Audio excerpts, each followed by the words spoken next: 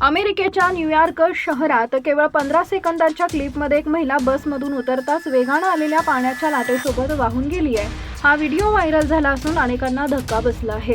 New York शहरात सध्या सतत मुसळधार पाऊस सुरू आहे आणि वादळाचाही धुमाकूळ सुरू आहे. अनेक भागांमध्ये अचानक पूर आल्यानं रस्ते पाण्याखाली बुडाले. इतकी स्थिती गंभीर झाली आहे की गाड्या चालवणं अवघड झालंय.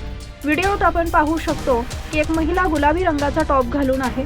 ती बसमधून उतरत आहे, पण रस्त्यावर अचानक पाण्याची लेवल इतकी वाढली की ड्रायव्हर ही बस फुटपाथच्या जवळ लावू शकला नाही. यामुळे प्रवाशांना रस्त्याच्या मधोमध उतरावं लागत आहे. काही लोक सुरक्षित उतरू शकले, पण या महिलेनं जसा पाय खाली ठेवला, मागून आलेली पाण्याची मोठी लाट तिला आपल्यासोबत घेऊन गेली.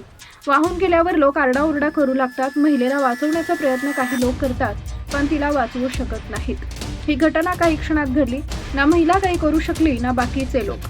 महिलेला गंभीर इजा झाली असेल असा अंदाज व्यक्त केला जातो.